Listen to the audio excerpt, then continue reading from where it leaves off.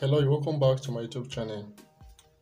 This tutorial explains how to construct a heptagon.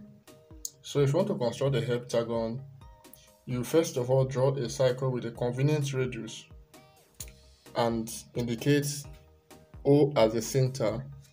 And so this is my own convenient radius. I'll be using 4 centimeter.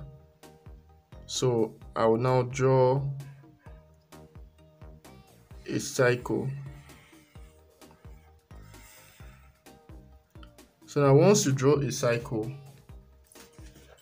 you now indicate, since you know the center, here is your center. This is your O, and here is your A. So now once you draw and you indicate that way, draw another circle with A as the center. So now you stand at this point. This is the center of the second cycle. You will now draw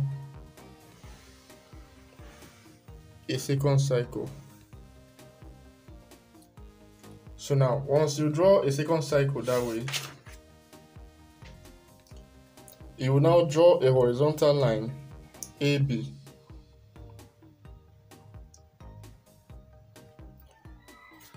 So you now proceed and you draw a horizontal line from this point to this point, and you now call this point B, and this is your C. Now the next step is to draw a circle at B. So to continue with this tutorial, the next step is to draw a circle at B with BD as the radius. So this, the third cycle from here to this point, will be the radius of the next cycle. So at this point, you will now draw a third cycle. So that is the third cycle. So where the third cycle intercepts the first cycle, you call that point E. So now the distance or the length from B to A is the length of our heptagon right now. So we're going to bypass the whole process, to bisect rather the whole process. I will now draw a perfect heptagon. So since we are using the length from B to E as the length of our heptagon, so we now measure the length and then we now cut an arc to have a perfect size.